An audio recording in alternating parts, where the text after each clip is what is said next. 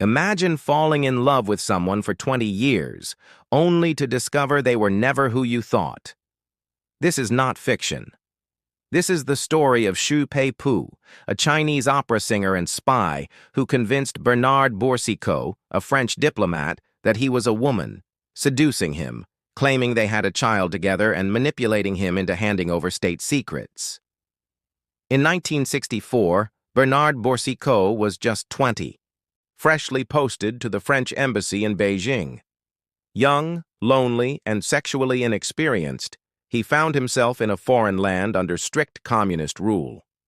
Homosexuality in France was still taboo, and in China, it was criminalized and heavily suppressed.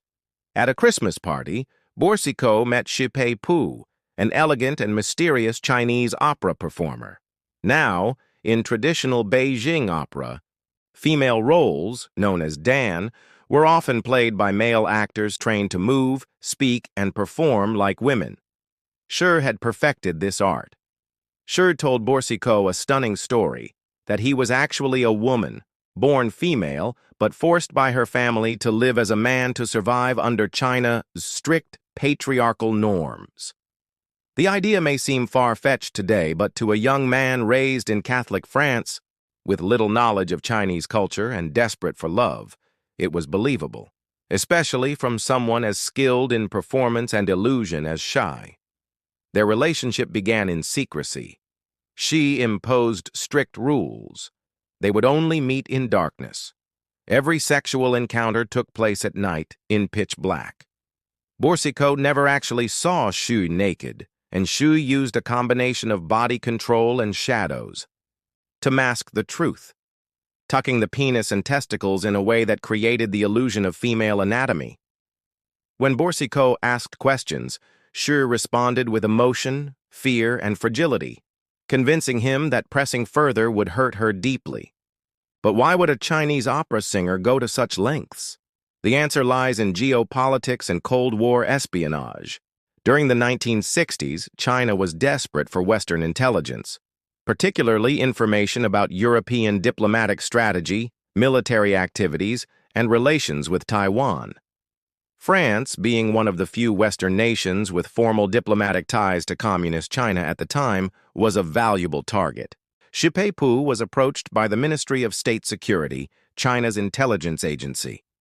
They saw in him a rare opportunity, someone trained in the arts of deception and transformation, perfect for a psychological operation known as a honey trap, where seduction is used to extract secrets. His target? Bernard Boucicaut. As the relationship developed, Xu claimed to be pregnant. Months later, he presented a baby boy, Shidudu, as their son. In truth, the child was likely adopted or obtained through a black market arrangement coordinated by Chinese intelligence. The emotional impact was enormous. Boucicaut now believed he had a child to protect, a family to preserve, and a lover to stay loyal to. This tightened the grip of manipulation. Then came the bait. As their romance continued, Boucicaut was transferred to different French diplomatic posts, including Ulaanbaatar in Mongolia. There, Chinese agents made their move. They approached him with an ultimatum. If you want to keep seeing Xu and your son, we need documents. Faced with fear, guilt, and emotional dependence, Boucicaut agreed. Over the course of nearly 2 decades, he passed over 150 classified diplomatic documents to the Chinese government, most of them not highly sensitive, but still confidential. His behavior was never driven by political ideology. He wasn't a double agent or a turncoat. He was a man in love, being manipulated expertly, but secrets eventually unravel. By 1982, Boucicaut helped smuggle Xu and Shidudu into France using forged documents. This was the beginning of the end. French intelligence had long been suspicious. The relationship, the child, the pattern of transfers, they didn't add up. In 1983, both men were arrested. The investigation that followed stunned the nation. In custody, prison doctors examined Xu and confirmed that he was biologically male, with no history of surgery or intersex condition. They demonstrated how Shi had manually manipulated his genitalia to simulate female anatomy, a physical illusion built on his opera training. Boursiquot was shattered. His entire reality collapsed in a single moment. He attempted suicide in prison, but survived. In 1986, both Shi and Boursiquot were convicted of espionage and sentenced to 6 years in prison. But the French public, though shocked, viewed the case with strange fascination.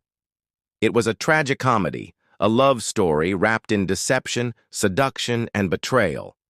Shi was pardoned after just 11 months by the French president. Boursiquot was released soon after. They never rekindled their romantic relationship, but remained in contact until Shi's death in 2009. Their extraordinary story inspired David Henry Hwang's award-winning Broadway play, M. Butterfly, in 1988, and a 1993 film adaptation directed by David Cronenberg. These works explored the central question: how could someone be deceived for so long? The answer is both psychological and political. Boursiquot wasn't just fooled by a person, he was seduced by a fantasy, a fragile idea of love, family, and identity. And that fantasy was weaponized by a state that knew exactly how to exploit it. This wasn't just a case of espionage. It was psychological theater, a Cold War manipulation that blurred the lines between truth and performance. Xu Peipu didn't just act on stage, he acted for a nation. And Boursiquot, yearning for affection, fell not for a person, but for a shadow. If true stories like this fascinate you, where love, illusion, and national secrets collide, don't forget to like and subscribe. Because sometimes, truth isn't just stranger than fiction, it's more tragic and far more human.